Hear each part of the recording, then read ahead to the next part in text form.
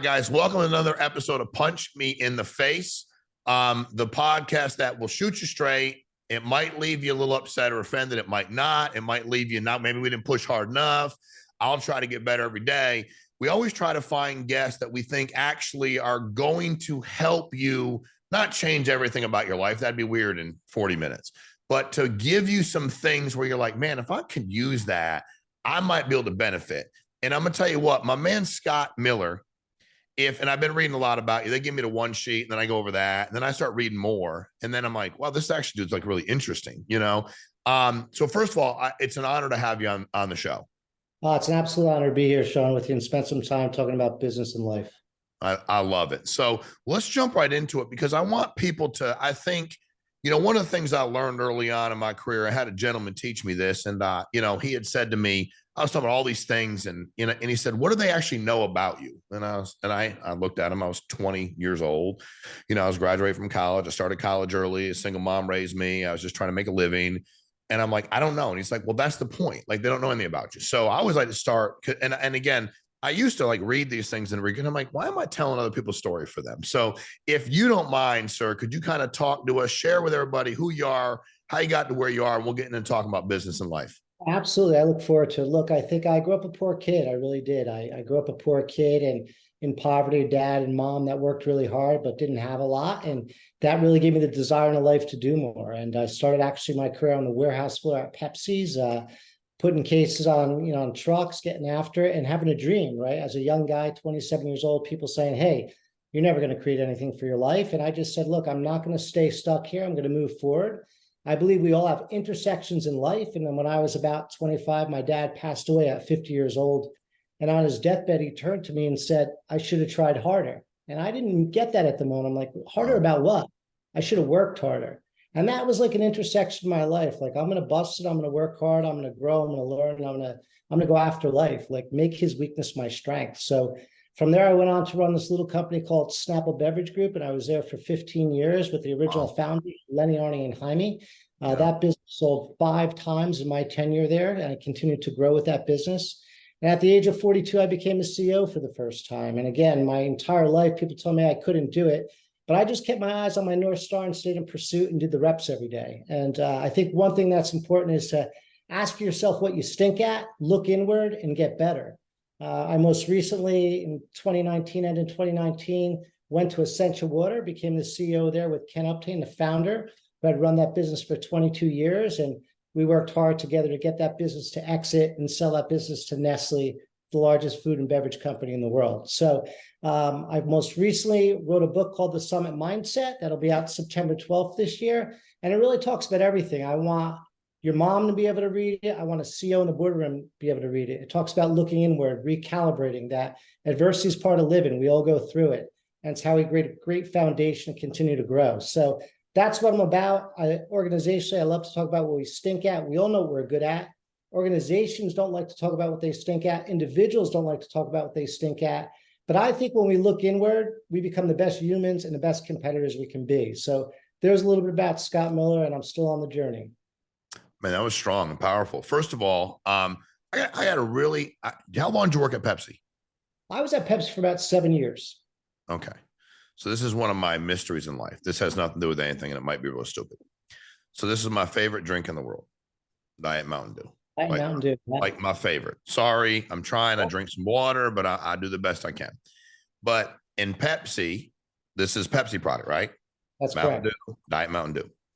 And I'm like, everybody I talk to, I always make them come over my house. I have way too many cases. So I'm like their best client ever, you know, as an individual. I buy more than restaurants do. I drink way too much of it. And I'm healthy as can be. So maybe that's a good thing. But I remember I was talking to a guy one day and I used to drink Diet Pepsi. And he said, I said, man, it doesn't taste good anymore. What happened? And I don't know if this is true. I don't know anything about the beverage industry. And he said they took something out of it, whatever the heck, aspartame or something out of it. And they put something new in it. And I was like, is the new thing bad for you too? And he's like, we don't know. I'm like, well, I know now it tastes like garbage and we don't know if the new thing's bad, you know? And I always wonder why I can't find Diet Mountain Dew at games, at anything. I find Diet Coke everywhere, Diet Pepsi everywhere. But I'm like, does Diet Pepsi not want to, does they want Diet Mountain Dew to compete with Diet Pepsi? Does Diet Pepsi, they make more money when you buy Diet Pepsi What is the Yeah. problem here? Help me with this mystery, Scott. Yeah, look, I think they're both great companies. Pepsi and Coke, greatest companies in the food and beverage space around. I think that both have staples, right? Coca-Cola is a staple, Pepsi's a staple. So that's their largest distribution items. But I'd love to send you some Yesly water. Yesly water is a new brand that I just started. Oh, Yesly? Yesly, it's filled with 0 calories, B6, B12, vitamin C, It's electrolytes. yours? I'm the co-founder of Oh, Yesly Water, along with Ken definitely Upton, send me that. the co-founder from Essential Water. So we've just launched that brand in February of this year, rolling out in New York and California, Yesly Water. So give me an address, and I'll send you the newest, hottest, great product out there. That we'll send it. And if I start drinking, you'll know it because there'll be some dents. I'll buy it by the case by the day. Yeah. Believe me. You'll love it. I mean, we wanted to create something that's a flavored still water, not carbonated, multiple consumption throughout the day. And I'm a healthy guy like yourself, so I want to do good things for people. Love it. All right. Well, first of all, thank you. Scott, we have I'm 50 years old. And I was on this podcast recently for this Xavier Miller, the Millionaire Mindset. Great podcast. I think he might be 30. And he said, man, I didn't realize how many people would relate to your story, And I was like, in what way? And he said, a lot of my folks are in their 20s. Yeah. And they want to be rich when they're 23. And everybody that was successful was rich at 23. And the problem with social media, and again, I believe you because you seem to be an honest guy. There are a lot of people on the internet, excuse me, that will say they grew up a certain way and they're lying. They didn't at all. Matter of fact, I'll meet people and they're like, dude, the guy's lying completely. He didn't grow up that way at all. And they tell these stories to try to get some credibility. Yeah. And the struggle is you became a CEO for the first time at 42. That's correct. Okay. That's correct. Can you help? Because a lot of the people, and weirdly enough for me, even though I'm 50, the majority, we do all these analytics that watch this show are like 20 to 35. Okay. Yeah. And the thing for me is I didn't make, and the amount of money wasn't my North Star. I love the North Star. That wasn't my North Star. It was, I watched my mom struggle immensely. She's alive. Thank God. I'm very blessed. My father was really hard on me and one around, but thank God he was like really hard on me. And my mom did a lot of it on her own for a while. I've reconnected my father. It's been great. But the last company I sold, which is the only one I've ever sold for I've sold companies before, made a few bucks, got my money back, did better than I thought I'd do, my wildest dreams in the history of the world. Okay. But I didn't start making significant money until I was 44 years old, Talk to us about the mindset, Scott, of the men and women we got out here in their 20s and this battle where they want to get, rich overnight or be a CEO overnight or the CFO, and just kind of take and compartmentalize, please, what that journey will be like if they want to go achieve. If your daddy or mommy made you the CEO, you don't have to do this. Yeah. But for the rest of us, you have to. Can you walk us through some of that journey and thought process? Well, I appreciate that, Sean. Look, I believe you got to play the long game at everything. I really do. I don't take a short view of anything. That's why I talk about doing the reps. I'm 60 years old, by the way, so I've been doing the reps for a while. You're aging good, brother. And God bless you. I just started a new company at 60 years old, right? I got a long view on that. It's about doing the reps, getting better every day. It's about creating good fundamentals. I know the digital world's changed, social and digital, Instagram, everything looks overnight. But I don't know, I subscribe to the Warren Buffett strategy. Anything that's good takes time, and anything that feels too good probably isn't good, right? If it's too good to be true, it is too good to be true. That's been my approach, and it's sweat equity. And I believe that, and I love to work, I love to grind, and I think things take time. I think being in pursuit of life is about pursuit of money. It's about pursuit of your North Star, and whatever that is will bring great things. I think what happens with young people, people in the middle and older people, they don't have a North Star. I've interviewed thousands of people in my life. And tell me a little bit about Sean. And you would say, well, I'm a hard worker and I'm an honest guy. Well, close your eyes. Everybody would say that. I think organizations need pillars. I think people need pillars. My pillars are my faith, my family, others, and business. That's what I live on. And they're not always right. They're a little out of bounds and you just toggle back. But that is what I live on. And that's how I go and attack life. Wrote a book for the first time, never done that before. Purposeful in pursuit, doing things that achieve within my North Star. I think that's what life is about. I also think for young folks, when you get things too young, if I got things at 35 years old, I wouldn't have known what to do with them. I would have blown up. Maturity takes time, and sometimes in life, the greatest teacher is experience. And quite frankly, I think that will stand the test of time. What comes my way at 60, I can handle a lot better than I even did at 50. So I believe in the long game.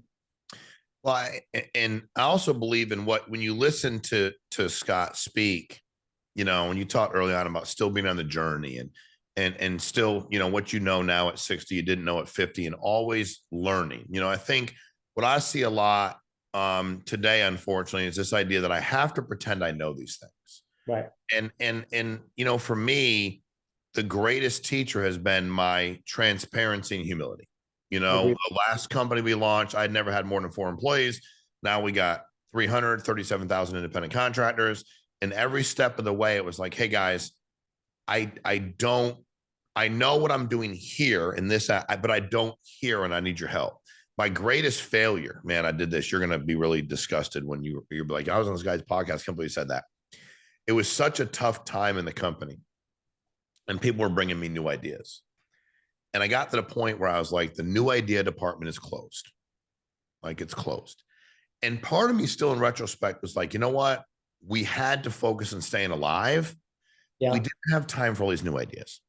But I was so overwhelming about it that when things kind of got copacetic again, and I never went back and was like, hey guys, by the way, new idea department is open. About 18 months transpired.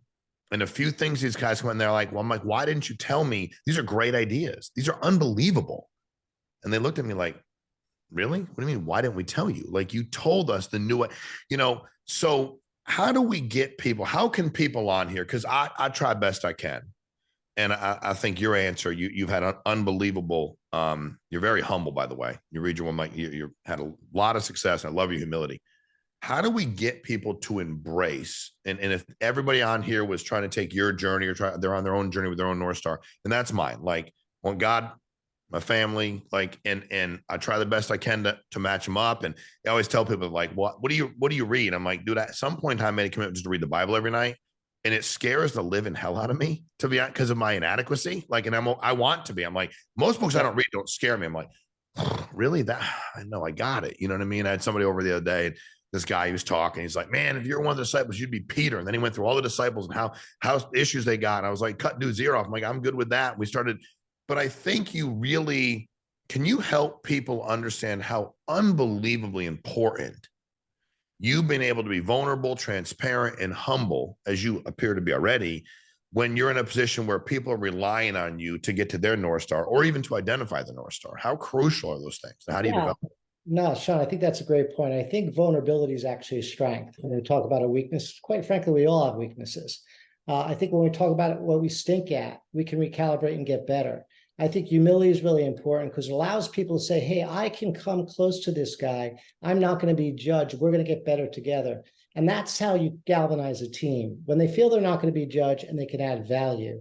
So I believe in galvanizing a team under a North Star, or what we're in pursuit of, and being vulnerable together. We're not always going to get it right, but if I can apologize when I don't get it right, and I think every leader should be a learner, then the organization is going to say, hey, I got it wrong, and we're going to do it better.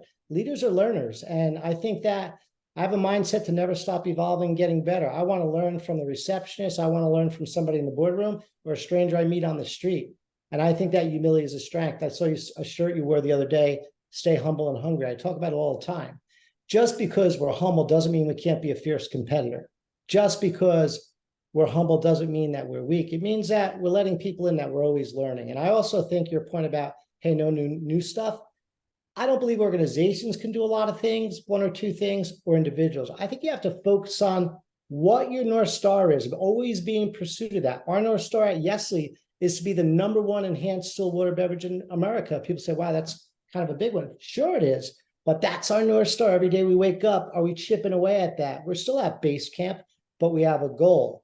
And I think individually, what are you in pursuit of, right? People talk about happiness. What is happiness? Is it money? Heck no, it's not money. It's about what you're pursuing, whether it's working in your garden, going horseback riding for the first time, going out for a run. So I think people have to define what happiness means to them. And for me, man, it's about being in pursuit of life. And at the end of the day, I just want to be a better human. And that does not mean perfect. That means imperfect, but but I just want to keep evolving and get better and meet cool people like you, where we can talk about business and life. And I think, the internet is great in a lot of ways, the Instagram and everything going on. It's bad in a lot of other ways because things don't come quickly in life. And the human experience, in my opinion, is really meant to take time. And it is about adversity. And that's the summit mindset in my mind. It's about climbing a summit. The climate's always changing. As you know, things always change in life. And if we have a good foundation and good pillars, we can withstand that storm. That's powerful. All of it's powerful. And I believe in that. We have a lot of people I watch and emulate that are leaders, that are learners, and they're doing it on a daily basis. When you think about, like, when you look at the business and you became a CEO, what was something, when you look back on it now, a lot of it I'm sure you're prepared for. You're very sharp, you're a hard worker, you're focused, you're grounded, you got your own North Star. But what is something that, as you look back on it now in your transition, you're like, man, I never knew I was going to have to do so much of this, or I was going to be so good at this or so bad at this? What is something that really surprised you in that role that, despite your experience, you didn't expect?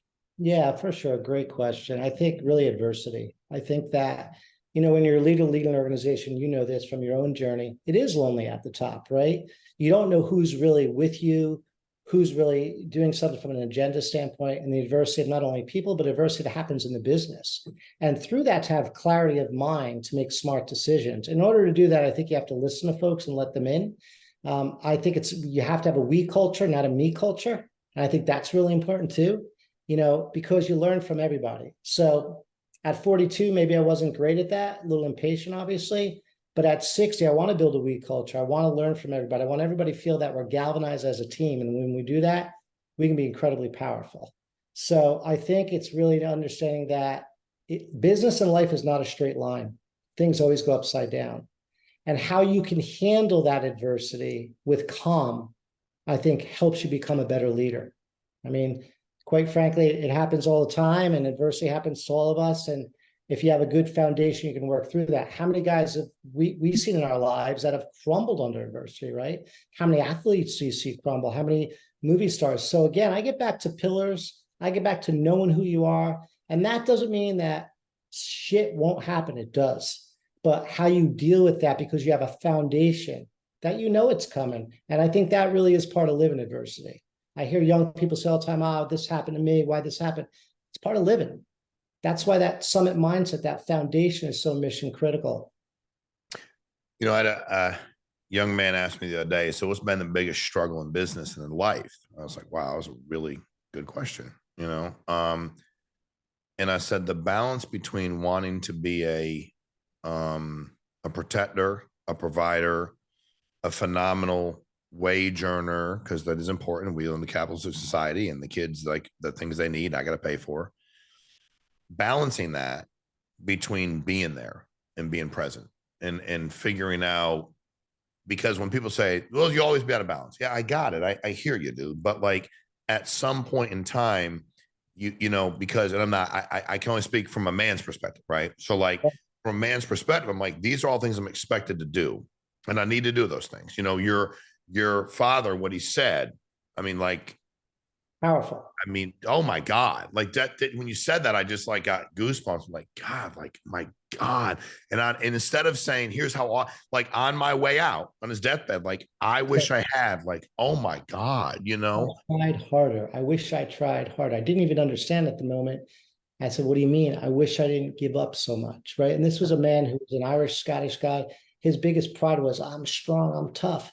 But his weakness was his strength, and his tough, because he quit all the time because his temper beat him, right? So that, for me as a young man, just seared right through me. It still sears through me today. They say in life, everybody has a shadow.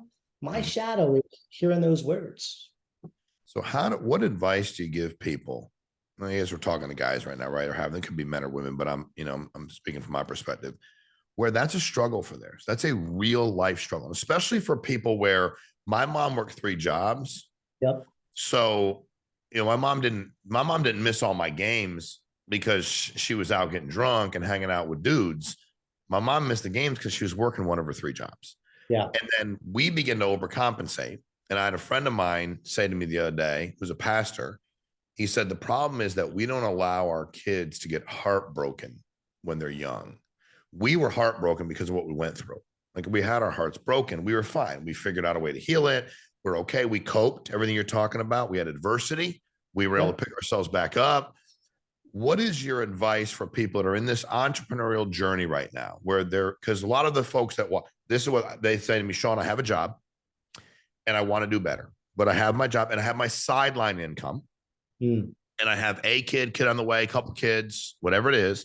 And I want to do better than anybody ever did for me. Man, I also want to take care of my mom, whomever else. I want to do that.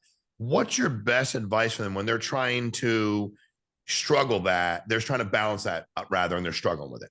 Yeah, I love that question. It's such a great one. And I think it is a struggle of many, many humans. Look, I think when I go in to take over an organization, I first talk to leadership and say, hey, let's set our pillars. Why do I say that? Because an organization has to know that things will go upside down, they will go sideways. People need to set pillars too. I talked about mine earlier, my faith, my family, others, and business. So I'm living my life in those 4 pillars. Anything that doesn't line up in there, it's not a priority. It goes aside. I also know that one of those pillars are a little upside down. I have enough time with the family. I have to bring it back and balance it. And I also know that everything in life is sacrifice. Time with the family away from business can be a sacrifice. Business time away from the family is sacrifice. And I think as entrepreneurs, we have to know that there are sacrifices, but we can't let our sacrifices become disproportionately unbalanced. That's why, to me, the pillars say, okay, where am I at? I'm doing good on the business side, but I need more time on the family side. Where am I on my faith side? Hey, what am I doing to serve others? Did I do that this week or did I blow by that? That is really kind of how you toggle. When you're young, you think you just want to work, drive. How many times we see men and women do that and the rest of their life is upside down? And it's a journey, right? We don't figure it out. We actually never figured out. What we want to do is start closing the gaps in those areas where we're unbalanced. But we also have to know that family life and business life, there's sacrifice on both sides. I have 3 adult children. I never missed a big parent meeting. I never missed a playoff baseball game, but I missed many weekly baseball games. I missed many wrestling matches, but I didn't miss anything that was big. I got on a plane and traveled back home and traveled back out. My kids are in their 30s, say, and I still talk about that's what you're going to have to do. In order to be successful, it's part of sacrifice. In order to be fit, it's sacrifice, it's life. But balancing what's important is really important. I think often folks don't really know who they are first. And when you go on this journey, it's just a mad rush. No, who are you? Now, how do you balance that? It's amazing. It's a great answer. When I started my job, my first real job, I worked at McDonald's. I didn't really think about being the manager at McDonald's. No, I just didn't think I was going to be at McDonald's long. So I worked there, worked hard, I worked at a grocery store. I was 14, 15, 16. When I got my job at United Parcel Service, I did think about how I'd get promoted. I was like, okay, how am I going to get promoted? And when I got my job at the state of Connecticut, I immediately after like a week was like, okay, what's my next promotion? How do I get that? When I got into life insurance or real estate, I always thought that way. And I think a lot of the folks, sometimes people are like so quick to do all these other things. And I'm like, oh, it's fine, but you do work at a company where you're making 70 grand a year, but you actually could move up the ladder and get paid like really well. There's some really good jobs. Jobs aren't evil. They're really good jobs. How do people, because you've done it yourself, like how do people, Scott, navigate that? What should they be thinking about when they start goals? How do they make the right connections? How do they learn enough to become, and how do they approach that where, hey, I do want to get better. Like I'd like to move the chain. What would be your advice if that was your son, daughter, or anybody on here at starting in a career? Yeah, for sure. Again, man, great questions. I appreciate it. Since I was about 27 years old, I roadmapped my life. I wrote a whiteboard out. I wrote about I wanted to be a CEO. I never took my eye off that goal, but I wanted to always be a learner. I always looking to read books, always looking to learn, listen to people, be an observer. And really, I tell young people, people in the middle and older people, be a sponge. Like there's everyone around us that we meet knows something we don't. Everyone around us we meet is better at something than we are, right? When you have that humility, you're always looking to learn. But I had that vision to be a CEO. I've also had a vision to run my own company. At 60 years old, I'm clicking that one and running my own company today. Yesly Water, right? Now, that's the long game, but it's okay. Like it's not a rush and it's learning. I'm better today at 60 and prepared after being a CEO for 20 years to be an entrepreneur and run my own company because I've experienced so much. And there'll be many things I still don't experience, but I'm ready, right? And I think that's where I say there's no greater teacher sometimes than experience, and it takes time. But I think back to your question, if someone's on a fire path doing really well in their business and they're 30 years old, well, you better roadmap your life. You better decide what's important. You better understand what your pillars are. Because when you're young and you're flying in your business and money and pressure, if everything else is unbalanced, other parts of your life blow up. I always say I could live under a bridge tomorrow because I know who I am. Faith, family, others, and business. Got a pair of running shoes? I'm good to go. Find a book to read. That's who I am, right? It's taken time to get there, but I think that is the journey, and you have to set out. Really, listen, Sean, what's the greatest asset we'll ever have? Not our money, not our house, not our kids, who we are. And unfortunately, a lot of times folks don't spend enough time on the greatest asset they have is themselves. And I think that is the journey. And if you do that well, you'll be able to serve, you'll be able to help, you'll be able to inspire, you'll be able to be a great competitor. But you got to do the work, you got to do the reps, and it's a lifetime journey. And I think the piece of saying, what do you stink at is super important. Super important. Greatest asset ourselves. And again, I kind of shake as I think about all the times I lost that. Like if the kids are doing everything that's good, or if this over here is not doing everything that's good. And it's like eventually you're like, dude, I'm burnt out. Why? Because I didn't focus on my greatest asset. How did you balance you? How did you take your time? Super important. That's unbelievable. So when and I want to, Scott, when I got my job, any of them, let's just use insurance. Yeah.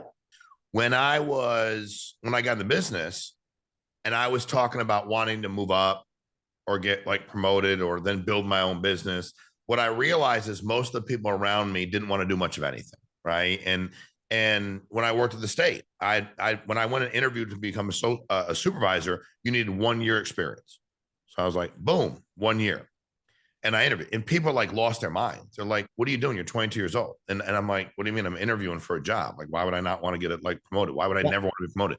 And I started to realize that I thought differently than most everybody else. I think mine was my mom didn't say anything to me as impactful as your dad. And I'm blessed that my mom's still here, but I watched her. And when I was about 10 or 11, my mother had gotten a real estate license. And I was really proud of her because I knew her job sucked. Employers didn't treat people the way they do nowadays. Back then, they did not. And my mom was really excited. And all of her friends, where we live, our apartment complex, we didn't have houses, a lot of people didn't have cars, and they were always hating on it. Like, if it sounds too good to be, it's just not going to work. Da, da, da. And eventually she gave up. And I'll never forget, like, thinking, I'll never do that. Like, that's my huge chip. Like, I'm not doing that. I don't care how I was raised. How do people block out if their roadmap, their path, their intentionality, how do they, and I love what you said. And if you could expand on what you said, like, if it's not any of these things, I don't care, right? Like, it doesn't matter to me. I don't care. How do people, what's your best advice on the mindset, Scott, of how they really, once they pick that path, are allowed to not let those things that shouldn't impact them. Yeah, Sean, great question. I think what happens to a lot of us, we conform what we believe the world wants us to be, depending on our social economics, where we've come from. That's why I believe your North Star is so important. What is your North Star? And once you set that North Star, I always say, I'm going to drive my own lane because there's never any traffic. You got to be able to block out the noise. And when you come where I come from, a humble beginning and poor kid, your circle's not that big. Your network's not that big. And a lot of folks around you talk about, that's never going to work, or this is that, because it's almost misery loves company. But you got to be able to understand, what is your North Star? Where are you going? What do you want to be? And then you got to do the reps, do that work, be that learner, that lifetime learner, and stay focused on getting better every day, observing people, watching people, modeling people, trying to get better, and knowing it's not going to be a straight line. Life is adversity. But if you continue on the path of where you want to go as a learner, chop tree, carry water, chop tree, carry water. And at 60 years old, I love chop tree, carry water still today. Got a brand new company, got a new book coming out, talking to you. This is awesome. This stimulates me for life. And that's the journey. So you got to know where you want to go. And if you don't have a compass, how are you ever going to navigate there? Business become adrift because they don't know who they are, where they're going. Individuals become adrift because they don't know who they are, where they're going. You have to have that North Star. Well, I mean, first of all, I can't wait. When does your book come out? 12th September of 12th. September. Okay. Well, Yep. I can't wait to read the Summit Mindset. Yeah. I really can't. I'm excited for you, man. And again, I will read it. I won't be the first one to read it because I'm not the fastest reader. I will read it, but there's somebody out here that's much faster than me and they'll buzz through it faster than me. But I will read it. And I really love having you on here. Your mindset's powerful. Your perspectives. I like it because it's different. And I like where you come at it from. And I know it's been beneficial to people watching.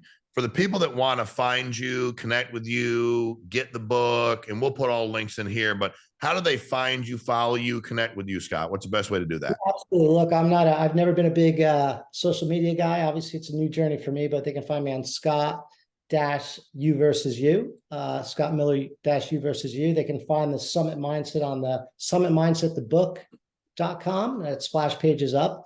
And, I'm here to meet people, talk about the journey, talk about life. I think we're all on the same journey. I think our common bond, man, is we're all human beings and it's not easy, but if we can do it together and galvanize as a team, we'll be a lot better at it. And the water, what's the water again? Hold the water up. Let me see that again. It's Yesley water. Yeah. Did you throw it away? If not, don't worry about it. Okay. So Yesley enhanced water. Look at that. It's in California. It's in Ohio. It'll be nationwide by the end of the year. We're excited about it. Send me your address. I'll send you some water, get you off that Mountain Dew and on some Yesley water. I will, and I'm going to have that on all my podcasts moving forward. And I'm going to try to get rid of the Mountain Dew, go right to the Yesley. We'll watch that, and we'll promote the heck out of it and try to help you sell that. So we appreciate it. Mountain Dew is a great brand too, but yeah. Yeah, I'm going with Yesley. It got to be better for me than Mountain Dew. It's water. It's got to be better for me. So, but listen, Scott, first of all, I appreciate you. I mean, it means a lot. You took some time to be on here today. Thank you for that. Guys, thanks for tuning in to another episode of Punch Me in the Face. This helps. Subscribe, like, comment, share it with somebody. All we're doing is trying to take real people that have had real results and give you real information so we can sift through all the bullshit that's out there and help you actually make a difference and learn what people have done, what they haven't done. I love what you said today. Focus a lot on the things you can't do. Focus on things you can't do, the weaknesses you got, the vulnerability. And I love, I could talk to you about your dad one day. I'm like, I do the same thing. I'm Scottish. I like, and it's like my early on I just couldn't. I get so frustrated. I was like, no, my temper is going to win, and I'm not going to do this. And just growth. It's just been a lot of growth. It's an honor to be here with you today. It's an honor to spend some time. I hope we can build a relationship here going forward, man. But it's been an honor, brother. We definitely will. Guys, thanks for your time today. We'll see you soon. We'll see you next week. Another episode of Punch Me in the Face. Appreciate y'all. Thanks, Scott.